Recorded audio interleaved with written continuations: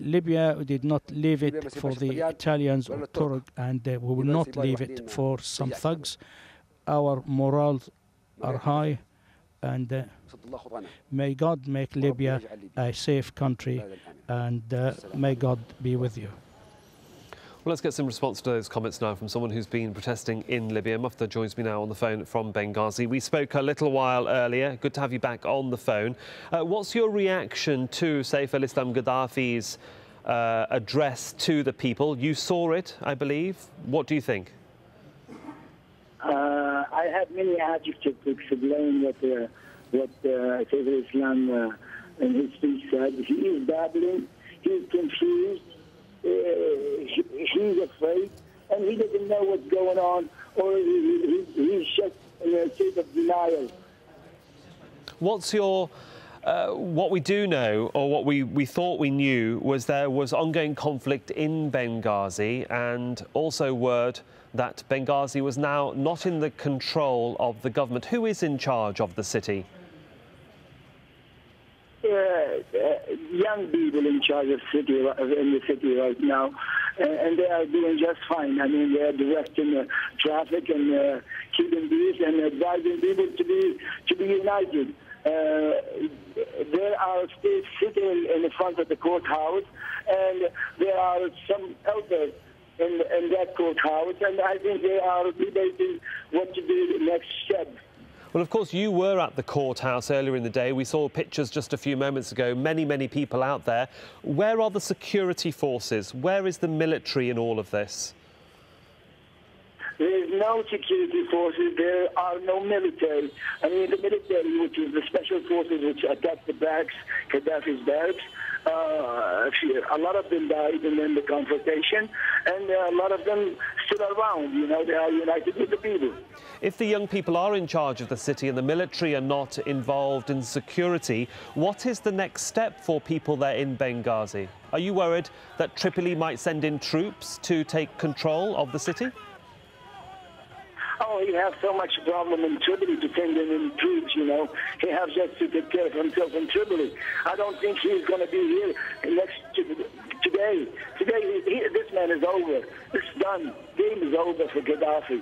He lost power in the east, and now he's losing power in the west faster than he lost it in the east. Well, for the moment, Mufta, thanks very much for joining us from Benghazi. Of course, an up-to-date idea of what's going on there in Tripoli's, in Libya's second city there. Let's go over to Washington, D.C., because in a couple of hours, the US State Department has said it's studying that address made by Saif al-Islam Gaddafi and is seeking further clarification. Well, we're joined now by Michael Singh, who's been following events this evening. He's a former senior director for Middle East Affairs at the US National Security Council. He's currently a visiting fellow at the Washington Institute for Near East Policy. Thanks for staying with us, Mr. Singh. The United States has now made a comment, though on the surface it might be described as quite muted. Is that the type of response you'd expect? Well, I think for now, yes, it is the type of response you'd expect. I mean, clearly the reaction internally to Saif al-Islam Gaddafi's speech is going to be negative. It was a harsh speech. It was a negative response to the protesters. You know, it's one thing when someone like Winston Churchill says he's going to fight to the last man. Another thing when it's a dictatorial regime talking about its own people. So it will be a negative response. However, it is a holiday weekend in Washington. There does need to be a meeting of policymakers to decide how are we going to respond. I'm sure that the embassy and officials in Washington will be reaching out to Saif al-Islam to press him on exactly what are you promising here? What is the Libyan regime going to deliver?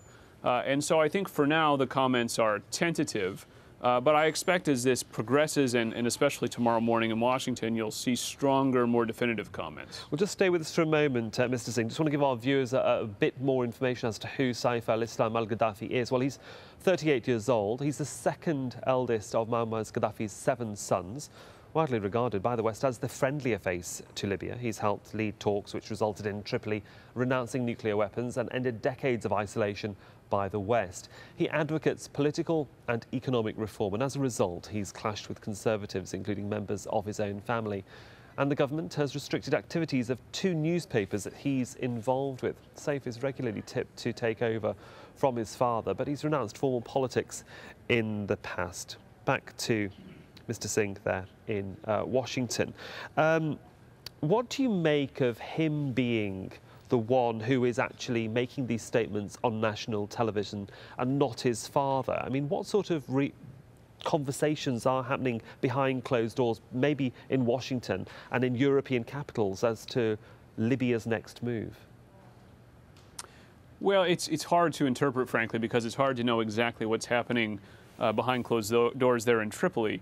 You know, it could be simply that Saif al-Islam is someone who's been thought of as being groomed to succeed his father, so perhaps he's a natural spokesman for the regime. It could be directed more towards the West. You know, he is someone who has been an interlocutor with the West, who has spoken about reform in the past, and so perhaps there's a feeling that, well, he'll be more credible in saying these things. I think, though, ultimately it's not the messenger but the message that the West will focus on. You know, is this a real promise of reform, or is this just sort of a vague statement that won't be fulfilled? And also, of course, the reaction in the streets, the violence that we've seen, the warnings about further violence will all be received very negatively. And so I think the conversation in the West will be about how to pressure the regime into changing its response thus far. I mean, the United States and to a certain extent the European Union were criticised during the events in Egypt for being behind the game, not coming out with much stronger statements earlier on that could have perhaps resulted in fewer people being killed or hurt. Do you believe that this is in the back of the mind of those in Washington, considering that Mrs. Clinton, the Secretary of State, has been quite outspoken on Sunday over her comments regarding Bahrain? Well, certainly it'll be not at the back, but at the forefront of the minds of the policymakers here in Washington. They care about how the U.S. is perceived in the region, and they care about being on the right side of history, as it were. But at the same time, they also care about their statements being credible. And so first, there does need to be a closed-door process in Washington where the policy is decided. The policy can't be made through sort of statements and TV commentary. It needs to be made in a considered way so the U.S. can back up its words. And so I think that's what will be happening. But clearly there is a much stronger push now from the U.S. for responsive reform from both friendly and from not-so-friendly regimes. Well, for the moment there, Michael Singh in Washington, thank you so much for your time. Well, turning to protests elsewhere in the region, we just mentioned Bahrain. Anti-government demonstrators there are preparing for the long haul and have set up camp in the capital, Manama. Hundreds of people have spent the night in Pearl Roundabout after the government ordered the military to withdraw from the area. James Bays reports now from the capital. They are determined to make this a permanent place of protest.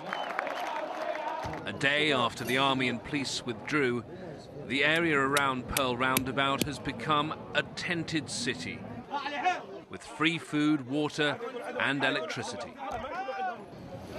The protesters are pitching camp and they say they won't leave until they get what they want.